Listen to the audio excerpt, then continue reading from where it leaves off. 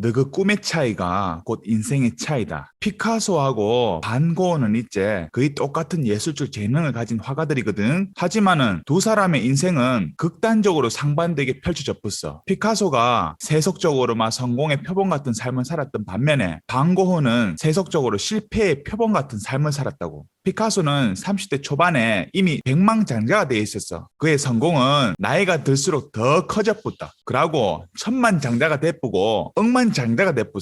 화가로서의 명성 역시 마찬가지인데 미술계 인사들에게서 서서히 알려지기 시작하더니 오래지 않아가 미술계의 스타가 돼뿌고 세계적인 화가가 됐다고. 반면에 반 고흐는 평생 부와 인연이 없는 사람이었다. 그는 살아생전에 물감 살 돈도 부족했거든. 그래가 반 고흐가 이런 말 했거든. 언젠간 내 작품이 내 물감보다 비싼 날이 온다. 무슨 물감이 900억이고 그자. 반 고흐는 이제 죽을 때까지 일관되게 빈민으로만 살았다. 화가로서의 명성도 참 슬프게 살았거든. 그의 그림은 마치 무슨 저주라도 걸린 것처럼 사람들의 이목을 전혀 끌지 못했어. 그는 철저히 무명으로 살았고 무명으로 죽었다. 어떤 면에서 보면 반 고흐는 피카소보다 더 위대한 재능을 가진 화가였거든. 왜냐하면 피카소는 화가 아빠한테 4살 때부터 조기 교육받았다. 반면에 반 고흐는 27살 때부터 그림을 그리기 시작했다고. 얼마나 천재성이 뛰어난 거고. 재능 면에서는 반 고흐가 피카소를 훨씬 앞섰다고. 게다가 이제 반 고흐는 선생님도 없었어. 멘토가 없었다고. 나중에는 고갱이라고 본인이 스승이라고 생각했는데 결국에 동거하면서 나중에 반 고흐 지가 그 선생을 지발로 궁디 쭉 차보잖아. 그러면 이런 위대한 반 고흐가 어쩌다가 물질적으로는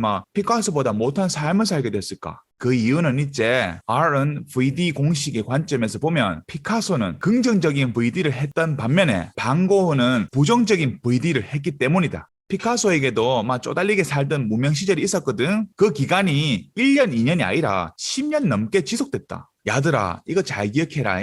한 분야에서 유명한 사람들은 보통 10년씩 걸린다고. 피카소 야도 세상으로부터는 인정받지 못한 그런 화가였고 그림도 잘 안 팔리는 화가였어. 가도 무명 시절 내내 반 고흐처럼 빈민가에서 살았거든. 근데 여기서 단 한 가지가 있었는데 그 10년 넘는 세월 동안에 피카소는 마음속으로 생생하게 그림을 그렸어. 부와 명예를 한 손에 쥔 자신의 모습 말이다. 나는 세계적인 화가가 될 거야. 이렇게 해가지고 그 자신의 모습을 생생하게 그렸다고. 피카소는 마음속으로 그런 그림을 그릴 뿐 아니라 입으로도 그림을 그렸다. 입만 열면 이래 이야기했다. 나는 그림으로 억만장자가 될 거야. 나는 미술에게 한 획을 긋는 화가가 될 거야. 나는 갑부로 살다가 갑부로 죽을 끼야. 반면 반 고흐는 마음속으로 세상의 인정을 받지 못한 채 쓸쓸하게 사라지는 자신의 모습을 그리곤 했다. 가난과 병에 시달리면서 살다가 비참하게 죽는 그런 미래를 생생하게 꿈꾸곤 했다고. 반 고흐도 마찬가지로 피카소처럼 입만 열면은 예언을 해봤어. 나는 평생 이렇게 비참하게 살다가 죽을 것 같아. 나는 돈과 인연이 없어. 불행은 나를 절대로 떠날 것 같지 않아. 이런 말들은 이제 반 고흐가 동생 테오에게 보낸 편지에서도 종종 발견되거든. 반 고흐가 그 편지에 이래 얘기했다. 요즘은 빈민을 위한 무료 식당이나 3등 열차 대합실에 가가 스케치한다. 가능한 한 한 끼 아끼며 살기 위해가 무료 식당에서 밥 먹는다. 다른 사람들 눈에는 내가 어떻게 비칠까? 보잘것없고 괴벽스럽고 사회적 지위도 없는 최하 중에 최저급 사람. 동생한테 쓰는 편지에다 이렇게 얘기했다. 우리는 노력이 통하지 않는 시대에 살고 있는 것 같다. 그림을 팔지 못하는 건 말할 것도 없고 이런 일이 우리 다음에도 계속될까 두렵다. 이게 1888년도 8월이다. 긍정적인 말 중에는 이런 말도 있거든. 그래 좋다. 언젠가 내 작품을 통해 그런 보잘것없는 사람의 마음속에 무엇이 들어있는지 보여주겠다. 반드시 내 그림이 물감보다 더 비싸게 팔릴 날이 온다고. 이렇게 지독한 고뇌와 가난 속에서 10여 년간에 2천여 점의 작품을 만들었다. 그중에 살아생전에 단 한 개의 작품만 팔 수 있었는데 그게 네가 지금 바로 보이는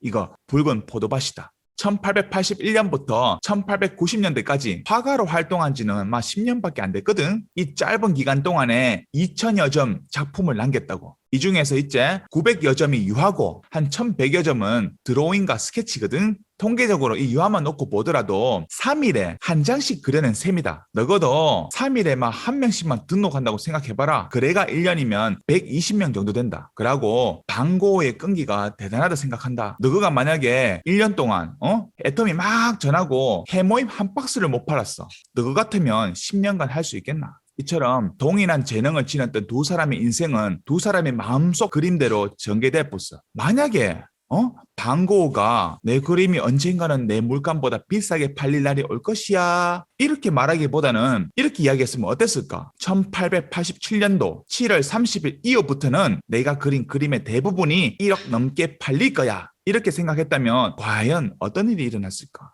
그냥 견디면서 이곳저곳에서 밥 먹고 건강을 해치면서까지 본인이 원하는 일을 했던 게 아니라 동생 태호를 막 그렇게 아꼈잖아. 편지에다가 지가 그린 그림 그 다음에 그 스케치도 그리면서 아주 막 자상하게 써놨대. 얼마든지 이제 그런 아끼는 동생도 도와주면서 본인이 원하는 거 충분히 얻을 수 있었을 텐데 말이다. 너희들도 알다시피 슬픈 노래만 부르는 가수들의 체온은 본인의 노래 가사처럼 세상을 막 떠나곤 하거든. 왜냐면 그런 가사와 노래를 부르면서 얼마나 많이 머릿속으로 그렸겠노. 가끔씩 그 TV에 나오는 연기자들이 감독이 컷 해가지고 연기가 끝났는데도 계속 손수건 들고 울고 있는 거 봤거든. 이건 와그라노. 그런 생각만 계속 하기 때문이다. 마찬가지 똑같은 일을 하면서도 어떤 사람은 죽는 소리만 하고 어떤 사람은 같은 일로 다른 결과를 만든다. 이 모든 거는 이제 네가 네 머릿속에 뭘 그리느냐에 따른 거다. 오늘 아침에 몽상스 꿈의 대화에서 박한길 회장에게 한홍 목사가 애터미 인재상에 대해서 물었다 이가. 예를 들어가 현대 정몽주는 안 되면 되게 하라 불도저식 인재상, 삼성 이병철 회장은 너가 뭐 완벽하게 할 수 있나? 완벽주의 박한길 회장이 애터미 인재상에 대해서 뭐라 하더노? 현대, 삼성 등의 기업에서 원하는 인재상들을 다 종합해 놓은 인재. 우리는 오늘 미술의 두 거장에게 배웠다. 방고처럼 결과가 없더라도 과정을 중요시하면서 끝까지 해내는 끈기와 피카소처럼 가까운 미래에 본인의 성공을 생생하게 그리는 거. 이거 두 가지 다 같이 하면 되잖아. 그게 바로 올해 사자성어 양자택이다. 필요한 인재상을 다 합쳐뿌라. 미래를 생생하게 그리면서 끈기를 가지고 한번 해봐라. 알겠지? 구독, 좋아요 누르기 전에 야들아 피카소와 방고의 작품을 한번 보여줄게. 이 두 천재가 얼마나 재능적인 부분에서 별 차이가 없었는지 말이다. 지금 이런 그림들은 이제 최소 몇백억 원에서 몇천억까지 한다.